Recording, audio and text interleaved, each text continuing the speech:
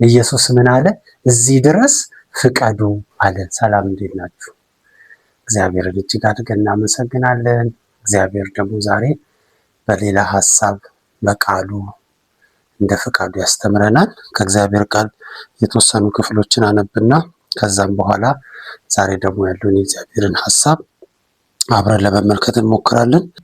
የማርቆስ ወንጌል ምዕራፍ 15 ቁጥር 34 ላይ እንደዚህ የሚል ቃል አለ። በ9 ሰዓት ኢየሱስ ኤሎሄ ኤሎሄ ላማ ሰበክታኒ ብሎ በታላቅ ድምፅ ጮኸ። ትርጓሜውም አምላኬ አምላኬ ለምን ተውከኝ ማለት ነው ይላል። ሌላው የምናነባው ዕብራውያን ምዕራፍ 10 ቁጥር 32 እስከ 39 ያለውን ክፍል እናነብና እንቀጥላለን ማለት ነው። ምንድነው የሚለው? ብርሃን ከበራላቸው በኋላ በመከራ ውስጥ በብርቱ ተጋድሎ ጸንታችሁ የቆማችሁበትን የቀድሞውን ዘመን አስቡ። አንዳንድ ጊዜ በአደባባይ ለስድብና ለስደት ተጋልጣችሁ ነበር። ሌላ ጊዜ ደግሞ እንደዚህ ያለ መከራ ከደረሰባቸው ሰዎች ጋር አብራችሁ መከራ ተቀብላችኋል። እናንተ ራሳችሁ የተሻለና ለዘውትር የሚኖር ሀብት ያላችሁ መሆናችሁን ስለምታውቁ ለታሰሩት ራራችሁ፣ ንብረታችሁም ሲዘረፍ በደስታ ተቀበላችሁ። ስለዚህ ታላቅ ዋጋ ያለውን መታመናችሁን አትጣሉ። የእግዚአብሔር ፍቃድ ፈጽማችሁ የተስፋ ቃሉን እንድትቀበሉ ጸንታችሁ መቆም ያስፈልጋችኋል። ምክንያቱም ከጥቂት ጊዜ በኋላ የሚመጣው እርሱ ይመጣል፣ አይዘገይም። ጻድቅ ግን በእምነት ይኖራል። ወደ ኋላ ቢያፈገፍግ ነፍሴ በእርሱ ደስ አትሰኝም። እኛ ግን አምኖ ከሚድኑት ወገን እንጂ ወደ ኋላ አፈግፍገው ከሚጠፉት አይደለንም ይላል የእግዚአብሔር ቃል ሲናገር። ክብር ለእግዚአብሔር ይሁን። ዛሬ የምንመለከተው ሐሳብ ምንድነው? እዚህ ድረስ ፍቀዱ በሚል የእግዚአብሔርን ሐሳብ ከኔ ጋር እንመለከታለን። ምንድነው እዚህ ድረስ የምንፈቅደው ካላችሁ በሂደት በትምህርት ውስጥ የምናገኘው እውነት ይሆናል። እስቲ አብረን እንቆያለን። ምንድነው የሚለው? እንደ መግቢያ የማነበው ሌላው ክፍል ደግሞ የሉቃስ ወንጌል ምዕራፍ 2 ቁጥር 50 እና 51 አነብና ከዛም በኋላ እንቀጥላለን። ይሄ ስብከት እንግዲህ ክርስትና በብዙ ህይወት ውስጥ ያልፋልና ያንን ለማገዝ ለማበረታታት እግዚአብሔር የሰጠን እግዚአብሔር እኛን ያጽናናባቸው ሐሳቦች ክፍሎች ናቸውና ዛሬ ደግሞ ከነዛ አብረን እንማራለን ማለት ነው። የእግዚአብሔር ቃል ሲናገር በሉቃስ ወንጌል ምዕራፍ 22 ቁጥር 50 እና 51 ላይ እንደዚህ ይላል። ከእነርሱም አንዱ የሊቀ ካህናቱን አገልጋይ መጥቶ ቀኝ ጆሮውን ቆረጠው። ኢየሱስ ግን ተው፣ እዚህ ድረስ ፍቀዱ አለ። የሰውየውንም ጆሮ ዳሶ ፈወሰው ይላል። እንግዲህ የዚህ ትምህርት ወይም የዚህ ሐሳብ ርዕስ የተወሰደው ከዚህ የመጽሐፍ ቅዱስ ክፍል ነው። ኢየሱስ ምን አለ? እዚህ ድረስ ፍቀዱ አለ። እንግዲህ ፍቀዱ ያለው ነገር ግብዣ አይደለም፣ ወይም ደግሞ የሆነ የሚያጽናና የሚያስቅ የሚያስደስት ነገር አይደለም። ነገር ግን መከራ እየመጣባቸው ነው። መከራው ደግሞ ያልጠበቁት ነው፣ ያልገመቱት ነው። ትላንት ካዩት ክብር አብሮት ከሚሄዱት ጌታ ጋር ፈጽሞ ያልጠበቁት በቃ በፍጹም እነሱ ይሆናል ብለው አላሰቡም እንደዚህ። ነገር ግን ሊያውም በሌሊት በድቅድቅ ሌሊት ይሄ ነገር ተከሰተ እና ጌታ ኢየሱስ ክርስቶስ ለመጣባቸው መከራ ከደቀ መዛሙርቱ አንዱ ተነስቶ ያደረገውን ሐሳብ ተንተርሶ የተናገረው እውነት ምንድን ነው? እዚህ ድረስ ፍቀዱ አለ። በትምህርቶች ውስጥም ቅድምም እንዳየነው በራሱም ህይወት እስከ መጨረሻ ድረስ እንደዚህ አይነት ህይወቶች እንደነበሩ በግልጽ መጽሐፍ ቅዱስ ያሳየናል። ትልቁ ነገር ግን ስንቶቻችን በእነዚህ እውነቶች ውስጥ የምንሰጠው ምላሽ ምንድን ነው የሚል ነው። በተለይም አሁን ላይ ካለንበት ዘመን ጋር ተያይዞ እዚህ ድረስ ፍቀዱ የሚለው ሐሳብ እንዴት ልባችንን ሊያግዝ ሊደግፍ እንደሚችል እኔ አስባለሁና እግዚአብሔር ለምን ይሄን ቃል ተናገረ? ለምንድን ነው ይሄ ቃል የተጻፈው? በእነዚህ ሐሳቦች ውስጥ ምንድነው ለኛ የሚቀሩልን ትምህርቶች እያለን እንመለከታለን ማለት ነው። እንግዲህ ምንጊዜም ለመጽሐፍ ቅዱስ ታማኞች ከሆንን ሁልጊዜ መጽሐፍ ቅዱስ እውነቱን ይነግረናል። ምንም ብንማር ዓለምን ከመከራ ነፃ የምናደርግበት ተስፋ የለንም። ዮሐንስ 16:33 ከድሮ ጀምሮ መከራ ነበረ፣ ዛሬም መከራ አለ፣ ነገም መከራ ይቀጥላል ይቀጥላል። መከራ የሌለበት ተስፋችን፣ ፍጹም ሰላምና ደስታ ያለበት፣ ሐዘን ለቅሶ የሌለበት በእግዚአብሔር ውስጥ ያለ ከጊዜ ውጭ የሆነ የዘላለም መንግስት ወደፊት ቀርቶልናል። እንግዲህ መከራ የሌለበት ህይወት በዚህ ምድር ላይ ተስፋ አልተሰጠንም። በዓለም ሳለን በምድር ሳለን መከራ አለ። ነገር ግን መከራ የሌለበት ጭንቀት የሌለበት ደግሞ ተስፋ ከፊት ቀርቶልናል ወይም ይጠብቀናል ማለት ነው። እንግዲህ በዚህ ሐሳብ ላይ ብዙ ክፍሎችን ማየት እንችላለን። የዮሐንስ ወንጌል ምዕራፍ 16:24፣ ዕብራውያን 11 ከ32 እስከ 38፣ ያዕቆብ 1:2፣ አንደኛ ጴጥሮስ 1:6፣ አንደኛ ጴጥሮስ ምዕራፍ 4 ቁጥር 13 እና 14፣ አንደኛ ተሰሎንቄ ምዕራፍ 2 ቁጥር 15 እያልን በጣም ብዙ ክፍሎችን ማየት ይቻላል። እንግዲህ ሁለቱን የጴጥሮስ መልእክቶች ብንጨምቃቸው ሶስት መሰረታዊ ነገር እናገኛለን። እንግዲህ ስለ መከራ በጣም ብዙ ከተጻፈባቸው የመጽሐፍ ቅዱስ ክፍሎች ወይም መጽሐፎች ውስጥ የጴጥሮስ መልእክት ነው እና በዚህ ክፍል ውስጥ የሁለቱን አንደኛ ጴጥሮስ እና ሁለተኛ ጴጥሮስን ብንጨምቃቸው ከዛ ውስጥ የሚወጣው ሐሳብ ምንድን ነው ብለን ብንመለከት፣ አንደኛ እነዚህ ሁለቱ የጴጥሮስ መልእክቶች የሚነግሩ በክርስትና በመንፈሳዊ ሕይወታችሁ ጠንክሩ የሚል ሐሳብ እናገኛለን።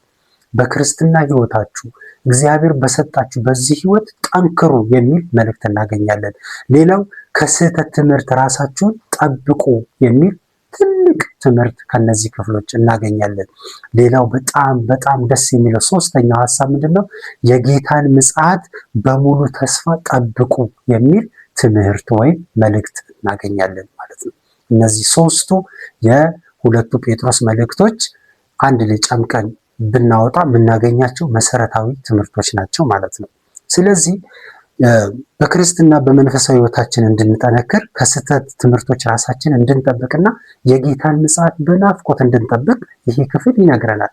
ከዚሁ ጋር ግን ተያይዞ በመልእክቶቹ ውስጥ ብዙ ዝርዝር ሀሳቦችን እንመለከታለን። የጴጥሮስን መጽሐፍ መልእክቶች ሁለቱን መጽሐፍት ስንመለከት እንግዲህ መሰረታዊ የሆኑ ትምህርቶች እናገኛለን። በጣም ብዙ ትምህርቶች ከምናገኛቸው ትምህርቶች ውስጥ ጎልቶ የወጡት እነዚህ ሶስቱ ሆነው ሳሉ ነገር ግን መጽሐፍ ቅዱሳችንን ስናጠና የሆነ ክፍል ተደጋግሞ የሚጠቀስ ቃል ካለ የዛ ክፍል አንኳር ሐሳብ ነው ተብሎ ይታሰባል። ወይም ቲም ወርድ የምንለው ነገር አለ። ሁልጊዜ መጽሐፍ ቅዱስ ውስጥ የመጽሐፉን ሐሳብ ጠቅልሎ የሚይዝልን ቃል ሊሆን ይችላል፣ ሐረግ ሊሆን ይችላል። ብዙ ጊዜ እንደዚህ ይገኛል። ስለዚህ በጴጥሮስ መልእክት ውስጥ የምናገኘው ቲም ወርድ ወይም ደግሞ አንኳር ቃል ሐሳብ ወይም ደግሞ የሚሽከረከርበት የመጽሐፎች የሁለቱ መልእክቶች ሐሳብ የሚሽከረከርበት ቃል ምንድነው? ተመርጣችኋል የሚል ቃል እናገኛለን። በጴጥሮስ መልእክቶች ውስጥ በሁለቱ የጴጥሮስ መልእክቶች ውስጥ ይህ ቃል ጎልቶ ወጥቷል። ምንድነው የሚለው? ተመርጣችኋል የሚል ቃል አለ። ክብር ለእግዚአብሔር ይሁን። ለምን ተመረጥን ብለን አንደኛ ጴጥሮስ ምዕራፍ 1 ከቁጥር 1-2 ብንመለከት በዓላማ ለዓላማ ተመርጣችኋል የሚል ሐሳብ እናገኛለን። ሌላው ለሕያው ተስፋ ተመርጣችኋል። እንግዲህ አሁን ተመርጣችኋል የሚለው ላይ በጣም ማተኮር አለብን። ሌላው ፈተና እያለ ተመርጣችኋል የሚል ሐሳብ እናገኛለን። እንግዲህ ተመርጣችኋል የሚለው ሐሳብ አስቀድመን የምናነሳቸው ሐሳቦች ለነዛ ነገር እንደተመረጥን መጽሐፍ ቅዱስ ይነግረናል። በጸጋ ለጸጋ ተመርጣችኋል የሚል ሐሳብ እናገኛለን። ለቅድስና ተመርጣችኋል፣ ለመዋጀት ተመርጣችኋል፣ በፍቅር ለፍቅር ተመርጣችኋል፣ በእርሱ እንድታምኑ ተመርጣችኋል፣ ጌታን ለማምለክ ተመርጣችኋል፣ ለልዩነት ከዚህ ዓለም ለመለየት ተመርጣችኋል ይለናል ማለት ነው። ስለዚህ ጴጥሮስ በመልእክቱ ተመርጣችኋል ብሎ ስለ መመረጣችን ሲነግረን አንኳር ሐሳቦችን ያነሳል ማለት ነው። ከነዚህ ውስጥ አንዱ ፈተና እያለ ወይም ደግሞ ፈተና ባለበት የህይወት የክርስትና ጉዞ ውስጥ እንደምናልፍና ለዛም እንደተጠራን መጽሐፍ ቅዱስ በግልጽ ይነግረናል። ይህንን በጌታ በኢየሱስ ክርስቶስ አገልግሎት ውስጥ እናየዋለን። በቀደሙት ሐዋርያት ወይም ቤተክርስቲያንም በቅዱሳኑም ህይወትና አገልግሎት ውስጥ ይሄን ነገር እናየዋለን። ተመርጠዋል። መመረጣቸው ውስጥ መከራን፣ ፈተናን፣ ቻሌንጅ፣ የዚህን ዓለም ትግል ሁሉ በህይወታቸው እናያለን። ቀደም ብለን በመግቢያችንም እንዳነበብነው በነዛ ክፍሎች ያየነው ያ ነው። ከኛ የሚጠበቀው ግን ጸንተን ቆመን ለጌታ ክብር ሆነን እንድናልፍ መጽሐፍ ቅዱስ የሚያስተምረን ትልቁ ትምህርቱ ነው ማለት ነው። ጴጥሮስ በመጀመሪያ ትምህርቱ ወይም መልእክቱ ለሚላቸው ምንድነው? ከውጭ ለሚደርስባችሁ መከራ በእግዚአብሔር ጸጋ ጸንታችሁ ቁሙ የሚል ሐሳብ እናገኛለን። አንደኛ ጴጥሮስ ምዕራፍ 5 ቁጥር 12 ብንመለከት በውጭ ካሉት ለሚደርስባችሁ መከራ ጸንታችሁ ቁሙ ይላቸዋል። ለምን? መከራ ነበረበት ክርስትና። ነገስታቶች ነበሩ። እነዛ ነገስታት ይሄ እምነት የነሱን ስልጣን፣ የነሱን አገዛዝ፣ የነሱን አመራር የሚያቆረቁዝ የሚጋፋ የሚቃወም ሲመስላቸው መከራ ያስነሱ ነበረ። በእርግጥም አንዳንዶቹ ደግሞ ከአምልኮ ጋር ስለሚያያዝ አመራራቸው ወይም ደግሞ ስልጣናቸውን በጉልበት ማድረግ ስለሚፈልጉ ክርስትና ደግሞ ብዙ መስመሮች ስላሉት እነዛ መስመሮች የማይጣሱ ከእግዚአብሔር ቃል ጋር እንዲጋጩ የማይፈቀዱ መስመሮች ስለሚኖሩ ለምሳሌ ስግደት፣ አምልኮ ቢፈልግ አንድ ንጉስ ክርስትና እምቢ ይላል ማለት ነው። በዚህ ምክንያት መከራ ይመጣል ማለት ነው። ለማንኛውም ከውጭ በጣም ብዙ መከራ ይደርሳል። በማያምኑ ሰዎች፣ ጣዖትን በሚያመልኩ ሰዎች፣ የእኛኑ ልክ በሚሉ ሰዎች አማኞች ቅዱሳን መከራ ይደርስባቸዋል። በዛ ዘመን በዚህም ዘመን እንደዚህ አይነት ፈተናዎች ቻሌንጆች አሉ ማለት ነው። እንግዲህ ለዚህ ነው ጴጥሮስ ምንድነው የሚላቸው? ከውጭ ለሚደርስባችሁ መከራ ጸንታችሁ ቁሙ የሚል መልእክት በአንደኛ ጴጥሮስ ላይ ያስተላልፍላቸዋል። በጣም የሚገርመኝ ሁልጊዜ የጴጥሮስን መልእክት ሳስብ ሁለተኛ ጴጥሮስን ደግሞ ስናጠና በቤተ ክርስቲያን የነበረ መከራን አጉልቶ ያሳያል። እንግዲህ የውጭው ምንድነው? ከውጭ ከማያምኑ ወይም ደግሞ የኛ ይበልጣል ይሻላል ከሚሉ ከሚጋፉ ነው የሚመጣው። በጣም የሚገርመው ግን በእግዚአብሔር ቤት ያለው መከራ ነው። ዛሬስ በቤተ ክርስቲያን ውስጥ ያለው መከራ አይደለ? እያነጫነጨን ግራ እያጋባን በቃ ብዙዎቻችንን በጣም ግራ እየተጋባን ያለንበት ጉዳይ እኮ የውጭ አይደለም። በኢትዮጵያ ቤተ ክርስቲያን ታሪክ ውስጥ እንኳን ብንመለከት በ60 በ70ዎቹ መካከል በጣም የተገፋችበት ብዙ ካቶሊክ፣ ሙስሊም ሁሉም ከፖለቲካው የተነሳ ተገፍተዋል። ነገር ግን በጣም ደግሞ የባሰው ፕሮቴስታንቱ ላይ ስለነበረ ለምን በፊትም ተቃውሞ፣ ጥላቻ ምናምን ስለነበረ ለዚህ እምነት የበለጠ የባሰ መገፋትና ብዙ መከራ ውስጥ የማለፍ እድል ደርሶባታል ማለት ነው። እቺ ቤተክርስቲያን ወይም የክርስቶስ ቤተክርስቲያን ወይም ፕሮቴስታንቱ ማለት ነው። እንግዲህ ይህ ቤተ እምነት በዛ በ60ዎቹና በ70ዎቹ እስከ 80ዎቹ ስንመለከት በጣም መከራ የበዛባት ነገር ግን የውጭው መከራ በጣም ከመብዛቱ የተነሳ በጣም ብዙዎች የታሰሩበት፣ የሞቱበት፣ የተጎዱበት፣ ብዙዎች በቃ ይሄን እምነት እንዳያራምዱ በብዙ የተንቋሸሹበት፣ በብዙ ግፍ በደል ውስጥ ያለፉበት ጊዜ ነው። በሚገርም ሁኔታ ግን በኢትዮጵያ የቤተ ክርስቲያን ታሪክ ውስጥ በአማኞች በወንጌላውያን አማኞች የቤተ ክርስቲያን ታሪክ ሂስትሪ ውስጥ የኢትዮጵያ ፕሮቴስታንቶች በኃይል ያበቡበት፣ በኃይል ያደጉበት፣ በጽድቅ በቅድስና በጣም በጥሩ ስነ ምግባርና በሚያሳዩት ልክ የሆነ እንደ እግዚአብሔር ቃል በሆነ ህይወትና ምልልስ ተጽዕኖ የፈጠሩበት፣ ምንም ተቃውሞ እንኳን ቢደርስባቸውም ከውጭ ጥላቻ፣ ስም ማጥፋት፣ ብዙ ነገር ቢለጠፍባቸው ህይወታቸው ግን መነጋገሪያ የነበረበት፣ መኖርስ እንደነሱ፣ ሐቀኝነት እንደነሱ፣ ዋው ደስ ሲሉ የተባሉበት፣ በጣም በኃይል እንደ ተቋም ትልልቅ ተቋማት የእምነት ተቋሞች ስም እየለጠፉ ህዝባቸውን እያነሳሱ በቅዱሳን ላይ ብዙ መከራና ጥላቻ እንዲመጣ ቢያደርጉም ነገር ግን ሰዎች ይደነቁ እንደነበረ ብዙዎች ይመሰክራሉ። እስካሁንም ድረስ በህይወት ያሉ አባቶች፣ እናቶች፣ ወገኖች፣ እህቶች አሉን ማለት ነው። እንግዲህ እነዚህ ወንድሞችና እህቶች ዛሬም ነገር የሚነግሩን ነገር ምንድነው? የሚያጓጓ ነገር።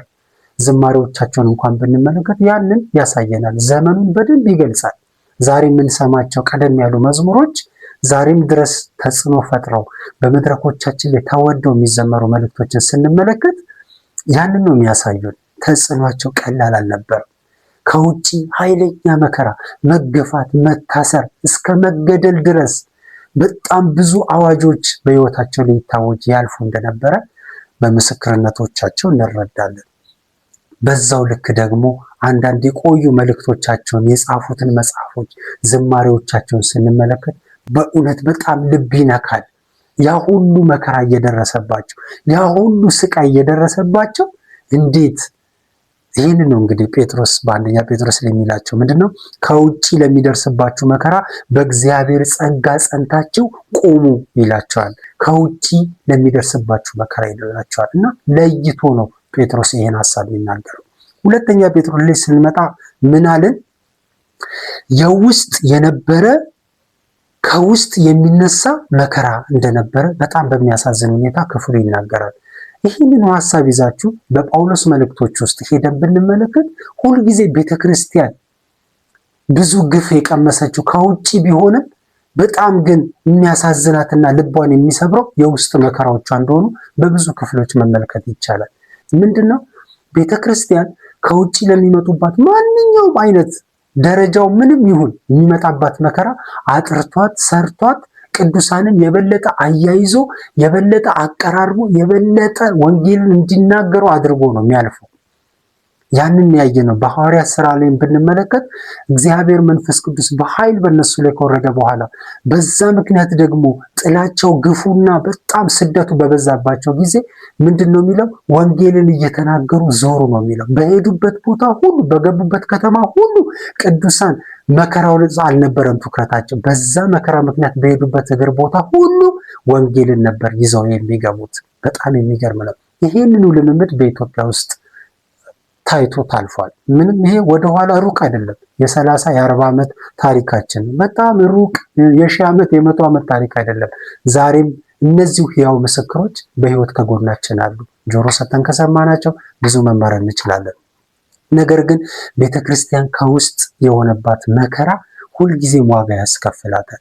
ሁልጊዜ ታውቃላችሁ፣ በቤተክርስቲያን ሂስትሪ ውስጥ ትልቁ የስህተት ትምህርቶች መነሻዎችን እንኳን ብንመለከት ከውጭ ሲመጣ ከባድ አይሆንም። ቤተክርስቲያን ምጧ የሚበረታው መከራዋ ከፍ የሚለው ስቃዩ የሚበዛው የውስጥ ችግር ሲፈጠርባት ነው። ዛሬም ባለችው የአማኞች ቤተክርስቲያን ውስጥ የምንመለከተው ትልቁ ነገር የውጭ አይደለም። በሚገርም ሁኔታ 60ዎቹና 70ዎቹን ኢቭን 80 90ዎቹን ዓመተ ምህረቶች ተመልክተን እስከ 2000 እንኳን ያለው አሁን ያለውን ነገር ስንመለከት በእነዚህ 10 እና 5 ዓመታት ውስጥ እንኳን ቤተክርስቲያን በኢትዮጵያ የምታልፍበት መከራ በጣም የሚገርም ነው። ከውጭ ስትመለከቱ ምንም ያን ያህል አይደለም።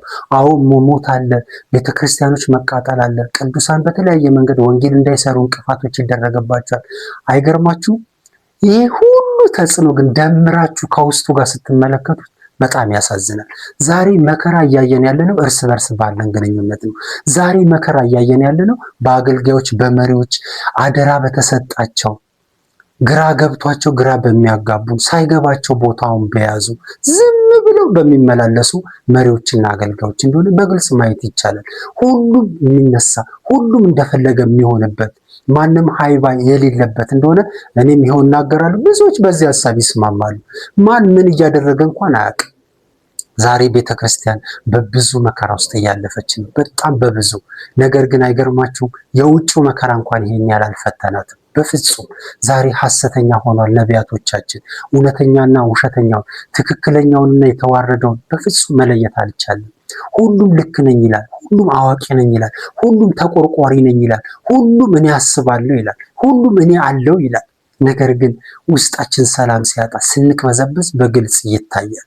ሰላም እንደሌለን ሁኔታችን ሁሉ ይናገራል፣ ህይወታችን በሙሉ ይናገራል። እግዚአብሔር ከዚህ መከራ እንዲያወጣን መጸለይ ያለብን በጣም ይመስለኛል። ቤተክርስቲያን በብዙ መከራ ውስጥ እያለፈች እንደሆነ ማየት የሚችል ሰው በግልጽ ማየት ይችላል። አንዳንድ ጊዜ ምንጩንም ማወቅ እኮ አንድ ነገር ነው፣ ችግሩንም ማወቅ እኮ አንድ ነገር ነው። ግን ዝም ብሎ በቃ መከራ ስናይ እናገኘዋለን፣ ራሳችንን ደስታ ስናጣ እናገኘዋለን፣ ዘምረን አምልከን ዘለን ላበላብ ሆነን ወጥተን፣ ነገር ግን ሰዎች ሲሰበሩ እንደገና ሲቆዝሙ እንመለከታለን። ለምን እግዚአብሔር የለም? ለምን መንፈሱ የለም? ለምን እንደዚህ ሆነን? ለምን በታይታ ለምን በአርቲፊሻል ተሞላን? ደስተኛ ሰላማዊ ለምን መሰልን? ውስጣችን ለምን ይሄ አልቆየም? ወጥተን ስንሄድ ለምን ይሄ አብሮን አይዘልቅም? ለምን ወደ ቤታችን አይገባም? ወገኖች፣ ትልቅ መከራ በእግዚአብሔር ቤት ውስጥ እንዳለ በብዙ መንገድ ማስረዳት ይቻላል። በጣም በብዙ መንገድ ግንኙነታችንን ብታዩት፣ ህብረቶቻችንን ብታዩቸው፣ ለአገልጋዮቻችን ለመሪዎቻችን ያለንን ልብ፣ ፍቅር፣ አክብሮት ሁሉ ብትመለከቱ እውነት የፍቅር ነው። ፍራቻ የለበትም፣ ድንጋጤ የለበትም፣ ጥርጣሬ የለበትም። ጥላቻስ የለበትም? አልፎ ገፍቶስ በእውነት መኮንን መክሰስ የለበትም? አረ በጣም ብዙ ነገር ለአገልጋዮቻችን እንደዛ። ለምን የሁሉ ሆነብን? የውስጥ መከራ ምልክቶች አንዱ ይሄ ነው።